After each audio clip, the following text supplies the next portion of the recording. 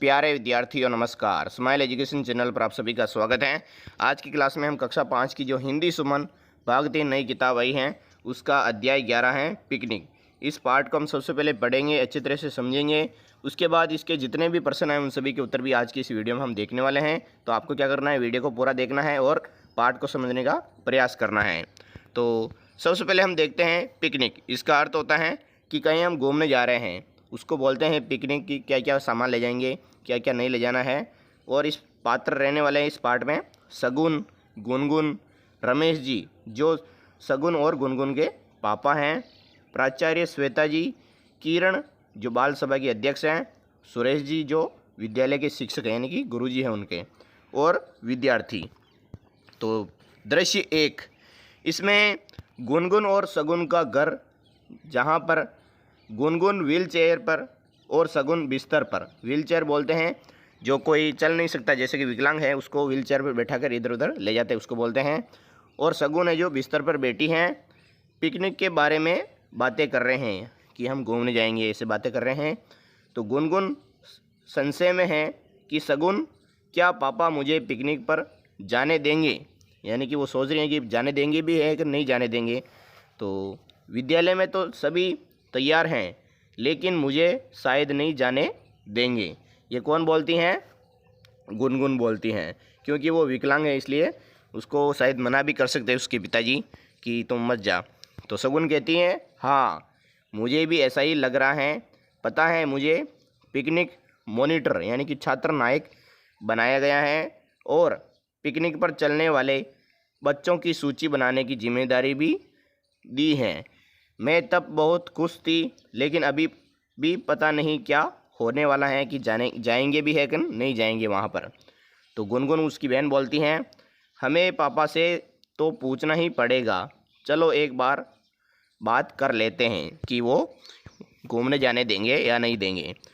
तो आगे क्या होता है कि शगुन बिस्तर से उतरकर व्हील चेयर पर गुनगुन को पापा के कमरे की तरफ ले जाती हैं। तो पापा पापा बोलते आवाज़ लगाती हैं। शगुन कहती हैं पापा आपको एक बात बतानी है लेकिन आप वादा करो कि मना नहीं करोगे, यानी कि एक बात बताना चाहती हूँ लेकिन आप मना मत करना। पापा बोलते हैं ठीक है, पहले बताओ तो बात क्या है, क्या बात है, क्या बात बताने चाहती है तुम? तो शगुन बोलती हैं पापा इस रविवार विद्यालय के सभी बच्चे पिकनिक पर जा रहे हैं और हम दोनों को भी जाना है, यानी कि विद्यालय के सभी विद्यार्थी हैं वो कहाँ जा रहे हैं, घूमने जा रहे हैं और हम दोनों को भी जाना है। तो पापा बोलते हैं अपना सिर गुनगुन की तरफ करते हुए थोड़ा आश्चर्य के भाव से, अरे क्यों जाना है, वहाँ पर क्यों जा रहे हो? गुनगुन कैसे जाएगी, गुनगुन तो चल ही नहीं सकती, वहाँ पर गुनगुन को बहुत परेशानी होगी क्योंकि वो चलना नहीं आता है तो परेशानी तो आएगी। तो गुनगुन बोलती हैं मुझे कोई परेशानी नहीं होगी पापा, विद्यालय के दोस्त मेरी मदद कर देंगे। तो उसके पापा बोलते हैं अरे मदद तो कर देंगे लेकिन जब वे वहाँ जाकर मौज मस्ती में लगे जाएंगे तो तुम अकेली रह जाओगे, यानी कि वो देखने लग जाएंगे, इधर उधर मौज मस्ती करने लग जाएंगे, तो तुम तो व्हील चेयर पर बैठी हो, तू तो अकेली रह जाएगी।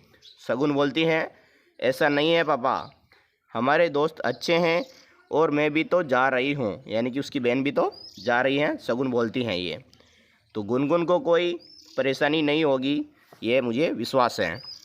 तो पापा बोलते हैं अरे बच्चों ऐसी जिद नहीं करते, मैं जानता हूँ वहाँ पर गुनगुन को बहुत परेशानी होगी। तो गुनगुन बोलती हैं लेकिन पापा हमारी कक्षा के सभी बच्चे और विद्यालय के शिक्षक भी जा रहे हैं, हमारा भी जाने का बहुत मन हो रहा है, जाने दीजिए ना प्लीज़। तो पापा बोलते हैं देखो तुम्हें पढ़ाई में ध्यान देना चाहिए, मैं फिर कभी लेकर जाऊंगा तुम्हें। तो सॉरी बच्चों अभी मैं तुम्हारा वादा पूरा नहीं कर पाऊंगा। ये कौन बोलते हैं? गुनगुन और शगुन के पापा। तो गुनगुन और शगुन चुप होकर चली जाती हैं उस कमरे से। आगे क्या होता है, जैसे कि इस चित्र में दिख रहा है कि गुनगुन और शगुन दिख रहे हैं और एक आदमी है। दृश्य 2 में विद्यालय की बाल सभा। इसमें विद्यालय में बाल सभा का आयोजन हो रहा है। सभी बच्चे एकत्र होकर आपस में बातचीत कर रहे हैं, यानी कि बातें कर रहे हैं एक दूसरा मुँह। सभी शिक्षक और प्राचार्य उपस्थित हैं। किरण जो बाल सभा की अध्यक्ष हैं, सभी को नमस्ते वो बोलती हैं। अगले सप्ताह हम सभी पिकनिक पर जाने वाले थे, लेकिन गुनगुन ने बताया है कि उसके पापा ने उसको पिकनिक पर जाने से मना कर दिया। वो कहाँ बोलती हैं? बाल सभा में बोलती हैं। आज की बाल सभा में हम इस पर बात करेंगे। तो विद्यार्थी एक बोलता है, चिंता जताते हुए बोलता है, मुझे लगता है गुनगुन के पापा उसकी चिंता कर रहे होंगे, इस कारण उन्हें मना किया होगा। बहुत ही अच्छी बात बोली है उन्होंने, विद्यार्थी एक ने। तो दूसरा विद्यार्थी बोलता है, गुनगुन के पापा इसलिए चिंता कर रहे होंगे क्योंकि वह चल नहीं सकती, लेकिन वह हमारे साथ जाएगी और हम सब उसकी मदद करेंगे। फिर तीसरा विद्यार्थी बोलता है, हाँ सही बात है, हम सभी लोग साथ ही घूमेंगे, गुनगुन को कोई परेशानी नहीं होगी। हमें एक साथ जाना चाहिए, एक साथ नहीं जाएंगे तो इधर उधर बिखर जाएंगे और गुनगुन को परेशानी होगी। अगर गुनगुन नहीं जाएगी तो हम भी नहीं जाएंगे। तीसरा विद्यार्थी बोलता है, ये अच्छा तोड़ी लगेगा कि सभी घूमने जाएं और गुनगुन घर पर रहे, ये हमें भी अच्छा नहीं लगेगा। तो आगे क्या होता है? सभी बच्चे एक बार फिर आपस में बातचीत करने लगते हैं और फुसफुसाहट शुरू हो जाती है। तो किरण बोलती है, बाल सभा के अध्यक्ष है वो, ठीक है फिर एक साथ पिकनिक पर जाएंगे, यदि गुनगुन नहीं गई तो कोई नहीं जाएगा। सभी बच्चे हाथ उठाकर सहमति व्यक्त करते हैं कि ठीक है, ये बात सही है। तो प्राचार्य उस स्कूल के श्वेता जी बोलती हैं, देखो बच्चों, आज तो छुट्टी का समय हो गया है, कल हम में से कोई गुनगुन के पापा से मिलेंगे और हम उनसे बातचीत करेंगे कि गुनगुन को भी जाने दीजिए। फिलहाल आप लोग घर जाओ। तो स्कूल का समय हो गया है घर जाने का, तो घर जाते हैं। अब दृश्य 3, इसमें दिख रही है एक लड़की। गुनगुन के पिता रमेश जी से शिक्षक सुरेश जी की मुलाकात होती है, बातचीत होती है उन दोनों के बीच में।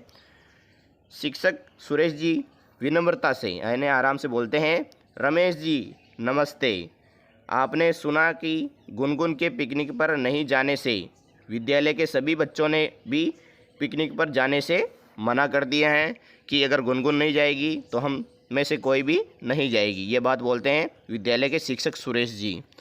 तो रमेश जी जो गुनगुन के पिताजी हैं बोलते हैं, हाँ मैंने भी सुना है, लेकिन गुरुजी ये बच्चे जिद क्यों कर रहे हैं? आप तो जानते ही हैं गुनगुन दिव्यांग है। दिव्यांग है नहीं कि उसको दिखता नहीं है और वो चल भी नहीं सकती है। वह जन्म से ही चलने फिरने में असमर्थ हैं।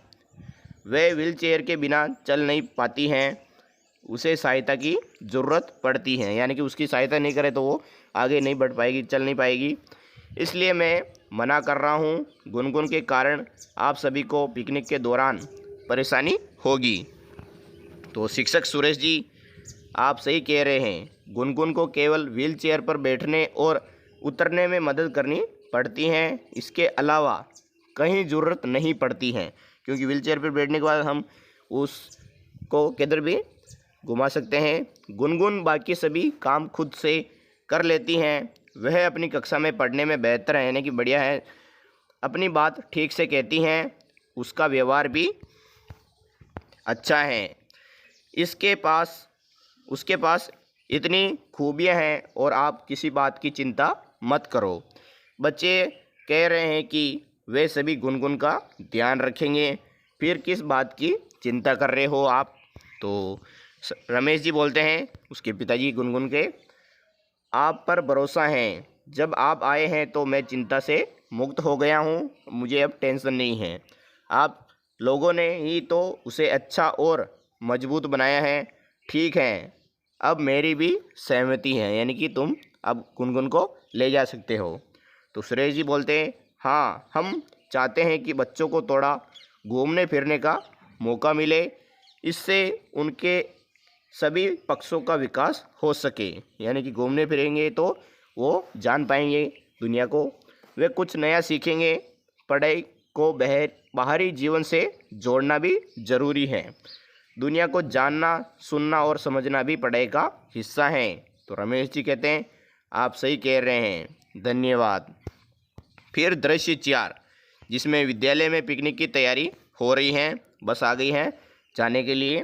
विद्यालय में बच्चे खुशी से तैयार हो रहे हैं। सभी बच्चों को पिकनिक के लिए बस में बैठने को कहा जाता है, जैसे कि इसमें हो रहा है। ये व्हील चेयर हैं बच्चों, विद्यार्थियों। अब है किरण, सब तैयार हैं, बोलती है पिकनिक के लिए निकलने का समय हो गया है। सभी बच्चे खुश होकर बस में चढ़ते हैं। 3 बच्चे गुनगुन को बस पर चढ़ने में मदद कर रहे हैं, जैसे कि यहाँ पर दिख रहा है कि उसको ऊपर चढ़ा रहे हैं। प्राचार्य श्वेता जी, बच्चों ये देखकर अच्छा लगता है कि आपने सबको साथ लेकर चलने का निर्णय लिया है। हमें हमेशा एक दूसरे की इसी प्रकार से सहायता करनी चाहिए, और कोई विकलांग है या कोई दिव्यांग कोई भी है, उसको भी साथ लेकर हमें घूमने जाना चाहिए, क्योंकि उसके मन में भी ऐसा नहीं आना चाहिए कि मैं चल नहीं सकती हूँ या देख नहीं सकती हूँ। तो बहुत ही अच्छी लाइन बोली है। अब इस पार्ट के जितने भी प्रश्न हैं उन सभी के उत्तर भी देखने वाले हैं, अभ्यास कार्य वाले। पहला प्रश्न है, सगुन और गुनगुन की अपने पापा से क्या बातचीत हुई? तो इसके उत्तर में आपको लिखना है, सगुन और गुनगुन ने अपने पापा से पिकनिक पर जाने की अनुमति मांगी, लेकिन पापा ने कहा कि पहले परीक्षा की तैयारी कर लो, उसके बाद पिकनिक पर जाना ठीक रहेगा। और उसने मना भी इसलिए किया क्योंकि वो विकलांग है गुनगुन, इसलिए। दूसरा प्रश्न है, यदि आप गुनगुन की जगह होते तो पापा के साथ क्या बातचीत करते? इसके उत्तर में लिखना है, यदि मैं गुनगुन की जगह होता तो पापा से प्यार से कहता कि हम पिकनिक पर भी पढ़ाई से जुड़ी बातें सीख सकते हैं और वापस आकर मन लगाकर पढ़ाई करेंगे। अगला प्रश्न है तीसरा, क्या है, विद्यालय की बाल सभा का फैसला सही था या गलत? आपकी क्या राय है? अपनी राय के पक्ष में तर्क दीजिए। तो इसमें क्या है देखिए, मेरी राय में बाल सभा का फैसला सही था, क्योंकि उन्होंने सब बच्चों को बराबर मौका दिया और विद्यालय के नियमों का पालन कराया। इससे बच्चों में अनुशासन और जिम्मेदारी की भावना आती है। ये इसका उत्तर हो गया। अगला है चौथा प्रश्न, क्या आपके साथ कभी ऐसा हुआ कि जब आपको कोई काम करने के लिए बड़ों ने मना किया हो, उस वक्त आपको कैसा लगता है? तो इसके उत्तर में लिखना है, हाँ, एक बार मैं दोस्तों के साथ घूमने जाना चाहता था, लेकिन माँ ने मना किया। उस समय मुझे बुरा लगा, पर बाद में समझ में आया कि माँ मेरी सुरक्षा के लिए ऐसा कह रही थी। ये इसका उत्तर हो गया। अब है सोचो और लिखो वाले प्रश्न। पहला है, पापा गुनगुन को पिकनिक पर जाने से क्यों मना कर रहे थे? इसके उत्तर में लिखना है, पापा गुनगुन को पिकनिक पर जाने से इसलिए मना कर रहे थे क्योंकि उसकी परीक्षा नज़दीक थी और वे चाहते थे कि वे पढ़ाई पर ध्यान दें, और इसलिए भी मना कर रहे थे क्योंकि वो गुनगुन विकलांग हैं, इस कारण वो चल नहीं सकती हैं, इसलिए वो कह रही हैं कि तुम्हें वहाँ पर बहुत परेशानी होगी। अगला प्रश्न है दूसरा, सभी बच्चों को पिकनिक पर जाने से क्यों मना कर दिया है? तो सभी बच्चों को पिकनिक पर जाने से इसलिए मना किया क्योंकि बाल सभा का निर्णय था कि परीक्षा के समय पढ़ाई पर ध्यान देना अधिक जरूरी रहेगा, और इसलिए भी कि गुनगुन नहीं जा रही हैं तो वो भी नहीं जाएंगे। अगला प्रश्न है तीसरा, गुनगुन के पिता ने शिक्षक से क्या क्या बातचीत की? इसके उत्तर में लिखना है, गुनगुन के पिता ने शिक्षक से कहा कि बच्चों को पढ़ाई का महत्व समझाना चाहिए, और साथ ही उन्होंने ये भी पूछा कि क्या पिकनिक के बाद में रखी जा सकती हैं, और इसमें यह भी बताए गए हैं कि गुनगुन को भी आप भेज दीजिए, हम घूमने जा रहे हैं। अगर गुनगुन नहीं जाएगी तो सभी बच्चे भी नहीं जाएंगे। चौथा प्रश्न है, आपके विद्यालय की बाल सभा में क्या क्या होता है, लिखिए। तो लिखना है, हमारे विद्यालय की बाल सभा में कविताएं, नाटक, गीत, भाषण और वाद विवाद प्रतियोगिताएं होती हैं। इसमें विद्यार्थी अपनी प्रतिभा दिखाते हैं और नई बातें सीखते हैं। ये इसका उत्तर हो गया। अब है रचनात्मक कार्य वाले प्रश्न। पहला है, पाठ को ध्यान से में रखकर अपने सहपाठियों के साथ एक नाटक तैयार करके बाल सभा में प्रस्तुत कीजिए। उत्तर है, नाटक का विषय हो सकता है पढ़ाई और मनोरंजन में संतुलन या पिकनिक का महत्व।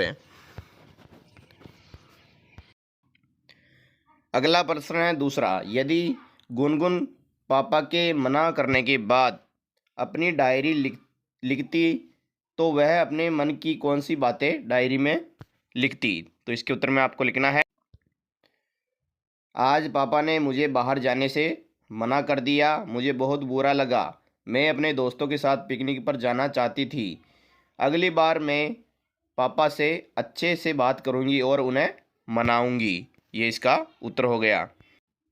अगला प्रश्न है भाषा की बात वाला। पहला है, निम्नलिखित वाक्यों में सही विराम चिन्हों का प्रयोग कीजिए। तो इसमें विराम चिन्ह लगाना है, तो इसके उत्तर में लिखेंगे। तो उत्तर में आपको लिखना है, क्या आपने अपना काम पूरा कर लिया? इसके लिया के पीछे आपको प्रश्नवाचक चिन्ह लगाना है। खीरी, यहाँ पर क्या लगेगा? अल्प विराम। रवि, वापिस अल्प विराम। रीना और रोहित पढ़ाई कर रहे थे के पीछे पूर्ण विराम लग जाएगा, जैसे कि इसमें दे रखा है। अगला है ग वाला, गुरुजी बोले, इसके आगे अल्प विराम। फिर यहाँ पर मेहनत के यहाँ पर दो बिंदी लगानी है, मेहनत का कोई विकल्प नहीं होता, यहाँ पर वापस पूर्ण विराम का प्रयोग होगा। अगला वाक्य, राम बोला, अल्प विराम, अरे वाह, वापस विस्मयादिबोधक चिन्ह, ये तो बहुत सुंदर चित्र हैं, वापस पूर्ण विराम लगा देना है। अड़े वाला वाक्य है, गुनगुन, गुनगुन से पहले यहाँ पर दो चिन्ह लगाने हैं और अपना खुशी खुशी अपने कमरे में बैठी है, ये हो जाएगा। प्रश्न नंबर 2 है भाषा की बात वाला। जैसे गुम गुम, राजू गुम गुम कर बगीचे में सभी पौधों को देख रहा था। तो इसके उत्तर में लिखने से पहले इसके प्रश्न को पूरी तरह से पढ़ लेते हैं कि ऊपर के वाक्य में खुशी खुशी शब्द आया है। हम अपनी बातचीत में कभी कभी एक शब्द को 2 बार बोलते हैं, ऐसे सॉरी बच्चों, ऐसे और शब्दों का प्रयोग करके वाक्य बनाइए, जैसे कि गुम गुम। तो इसमें आपको वाक्य दिया गया था, अभी पढ़ा था मैंने, उसी तरह धीरे धीरे इसमें आपको लिखना है, बच्चा धीरे धीरे चलना सीख रहा है। अगला वाक्य है पास पास, इसमें दोनों घर पास पास बने हुए हैं, ये हो जाएगा चलते चलते, हम चलते चलते बातें कर रहे थे, ये इसका उत्तर हो गया। तीसरा प्रश्न, आप बाल सभा के अध्यक्ष हो, आपको सभी विद्यार्थियों से क्या, किसने और क्यों शब्द का प्रयोग करके 4 प्रश्न लिखिए। तो इसमें लिखना है उदाहरण के रूप में, क्या आप लोग विद्यालय की सफाई करेंगे? तो इसके उत्तर में लिखेंगे, किसने विद्यालय की दीवारों पर चित्र बनाए, ये हो जाएगा। दूसरा है, क्यों हमें अपने विद्यालय को साफ करना चाहिए? ये प्रश्न उन बच्चों से पूछेंगे। अगला है प्रश्न, क्या तुम सबने अपना गृह कार्य पूरा किया है? ये कौन पूछेगा? बाल सभा का अध्यक्ष। अगला और प्रश्न पूछेगा, किसने पिकनिक में खेलों का आयोजन किया? ये इसका उत्तर हो गया। अगला है चौथा प्रश्न, कि नीचे 2 लोगों के बीच किसी विषय पर बातचीत को 2 तरह से लिखकर प्रस्तुत किया गया है, इसे पढ़ो और इसके आधार पर नीचे दी गई गतिविधि को पूरा करो। जैसे कि पहला तरीका है, राजा, तुम रोज़ कितना कमा लेते हो? ये पूछता है किससे? किसान से। तो किसान बोलता है, महाराज मैं रोज़ 4 आने कमा लेता हूँ। फिर राजा वापस बोलता है, चौंक कर, बस 4 आने, इतने में गुजारा चल जाता है क्या? तो किसान बोलता है विनम्रता से, जी महाराज बहुत अच्छी तरह से। तो राजा कहता है, वो कैसे? तो दूसरा तरीका है इसमें कि बताया गया है, एक दिन राजा ने किसान से पूछा कि वह एक दिन में कितना कमा लेता है। किसान ने बताया कि वह रोज़ 4 आने कमा लेता है। ये सुनकर राजा चौंक गए। उन्होंने किसान से जानना चाहा कि आखिर 4 आने में उसका गुजारा कैसे चल जाता है। राजा का सवाल सुनकर किसान ने बहुत ही विनम्रता से कहा कि उसका गुजारा बहुत ही अच्छी तरह से चल रहा है। यह सुनकर राजा ने किसान से फिर पूछा कि वह 4 आने में अपना गुजारा कैसे कर लेता है। अब यदि ऊपर हुई बातचीत के दौरान दोनों तरीकों को देखें तो समझ में आता है कि दो लोगों के बीच हो रही बातचीत को कहानी या घटना के रूप में भी लिखा जा सकता है। अब इसी तरह से आप आगे हो रही बातचीत के बारे में भी अंश को भी लिखो। जैसे कि पहला संवाद है दीपक, इसमें दौड़ता हुआ आता है और देखो दादाजी, ये इतने सारे लोग आपसे मिलने क्यों आ रहे हैं। दूसरा है वापस दादाजी बोलते हैं, बेटा आज गांव में नया तालाब बनने की खुशी में सब लोग मिलने आए हैं। दीपक कहता है, वाह, क्या मैं भी चलकर देख सकता हूँ।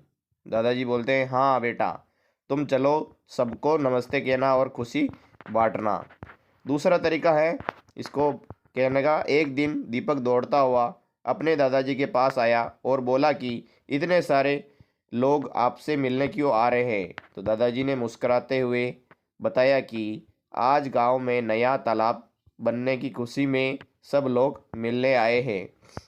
ये सुनकर दीपक बहुत खुश हुआ और बोला कि क्या वह भी जाकर देख सकता है। तो दादाजी ने कहा कि हाँ, वह जा सकता है और सबको नमस्ते करना न भूले। प्रश्न है संवाद के रूप में दिया गया है अंश कि दादाजी बेटा कि अगले माह विधानसभा के चुनाव होने वाला है ना, इसलिए चर्चा करने आ रहे हैं। ये उसी का है, इसलिए चर्चा करने आ रहे हैं। दीपक कहता है, दादाजी ये चुनाव क्या होते हैं। दादाजी बेटा चुनाव में जनता अपने प्रतिनिधि चुनती है।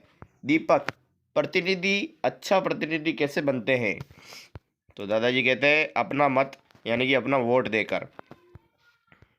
इसका दूसरा तरीका हो सकता है, एक दिन दादाजी ने दीपक से कहा कि अगले महीने विधानसभा के चुनाव होने वाले हैं, इसलिए लोग चर्चा करने आ रहे हैं। ये सुनकर दीपक ने पूछा कि चुनाव क्या होते हैं। तो दादाजी ने बताया कि चुनाव में जनता अपने प्रतिनिधियों को चुनती है। दीपक ने फिर पूछा कि प्रतिनिधि कैसे चुने जाते हैं। तो दादाजी ने मुस्कुराते हुए कहा कि लोग अपना मत देकर प्रतिनिधि चुनते हैं। ये इसका उत्तर हो गया। अब है ये भी करें, जिसमें अपने साथियों के साथ मिलकर पिकनिक की योजना बनाइए। तो इसमें योजना बना सकते हैं कि हम सब रविवार को विद्यालय की ओर से पास के बगीचे में पिकनिक पर जाएंगे। वहाँ हम खेलेंगे, पेड़ों के नीचे बैठकर खाना खाएंगे और गाने गाएंगे। सभी छात्र अपने टिफिन, पानी की बोतल और कचरा डालने के लिए थैला लेकर आएंगे। दूसरा है इसी का, इस बार आप कहाँ घूमकर आए हैं, इसका प्रतिवेदन तैयार करें।